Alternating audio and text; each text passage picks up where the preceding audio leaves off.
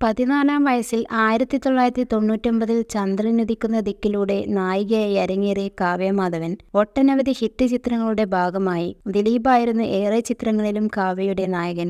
അഭിനേത്രി എന്നതിനപ്പുറം നർത്തകിയായും കാവ്യ പേരെടുത്തു. പെരുമഴക്കാലം, മിഴി രണ്ടിലും, ഗദ്ദാമ, ക്ലാസ്മേറ്റ്, സദാനന്ദന സമയം എന്നിവയാണ് കാവ്യയുടെ ചിത്രങ്ങളിൽ ചിലത്. ഒരു കാലത്ത് കാവ്യക്കുള്ള അത്രത്തോളം ആരാധകരും പ്രശസ്തിയും ഇന്ന് മലയാള സിനിമയിലുള്ള ഒരു നടിക്കും ലഭിക്കുന്നില്ല. കാവ്യയുടെ ശാലീനത നിറഞ്ഞ സൗന്ദര്യത്തിനും ആരാധകർ ഏറെയായിരുന്നു.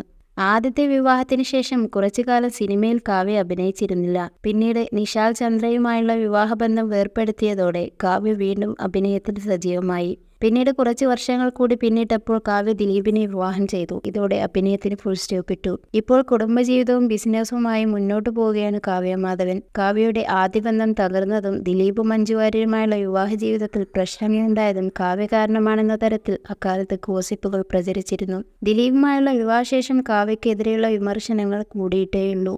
താനുമായി ചേർത്ത് ഒരുപാട് ഗോസിപ്പുകളിൽ ഉൾപ്പെട്ട സ്ത്രീ എന്ന നിലയിലാണ് രണ്ടാമതൊരു വിവാഹത്തെക്കുറിച്ച് ചിന്തിച്ചപ്പോൾ കാവ്യയിലേക്ക് എത്തിയതെന്നാണ് വിവാഹശേഷം സംസാരിക്കവേ ദിലീപ് പറഞ്ഞത്. ശേഷം വിവാദങ്ങളും കേസുമായതോടെ കാവ്യക്കും ദിലീപിനും ഹേറ്റേഴ്സ് കൂടി.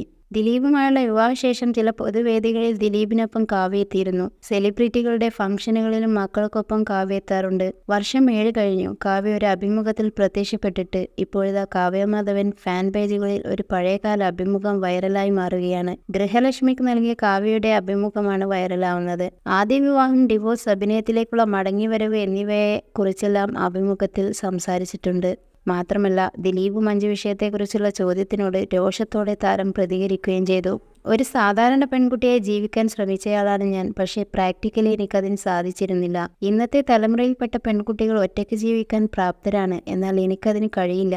എന്തിനും അച്ഛനും അമ്മയും കൂടെ വേണം എനിക്ക്. വിവാഹം എന്ന സങ്കല്പത്തോടെ എനിക്കൊരു എതിർപ്പുമില്ല. അങ്ങനെ ഉണ്ടെങ്കിൽ മറ്റുള്ളവരുടെ വിവാഹം കൂടാൻ ഞാൻ പോകില്ലല്ലോ. എൻ്റെ അച്ഛൻ്റെയും അമ്മയുടെയും വലിയ ആഗ്രഹമായിരുന്നു എൻ്റെ വിവാഹം. അത് അവർ ഭംഗിയായി നടത്തി. അത് സക്സസ് ആകാതിരുന്നത് അവരുടെ തെറ്റല്ലല്ലോ എന്നാണ് ആദ്യ വിവാഹത്തെക്കുറിച്ച് അടക്കം സംസാരിച്ച് കാവ്യ പറഞ്ഞത്.